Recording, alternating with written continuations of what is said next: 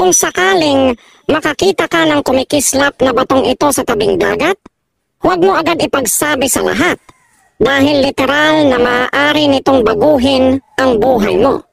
Sa unang tingin, mukha lang itong karaniwang bato, maputla, kulay abo at medyo hindi kaakit-akit. Pero kapag tinapatan mo ng flashlight o malakas na ilaw, bigla itong kumikislap na tila may gintong liwanag mula sa loob, na parang may maliit na apoy na nakakulong sa bato. Ang mahiwagang batong ito ay tinatawag na fire dragon egg, at naglalaman ito ng fluorescent na mineral na tinatawag na sodalite.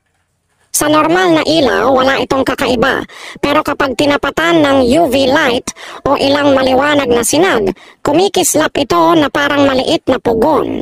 May isang lalaki na nakakita ng ilan nito sa tabing dagat, nag-research online at nalaman niyang ang isang piraso ay maaaring ibenta ng hanggang $555.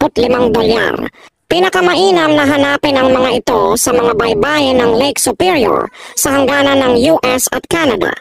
Kung susuwertehin ka at makapulot ng 10 sa isang araw, maaari kang umuwi na may higit $4,000. Siguraduhin lang na magdala ng flashlight, kung hindi ay baka madaanan mo lang ang isang kayamanan nang hindi mo namamalayan.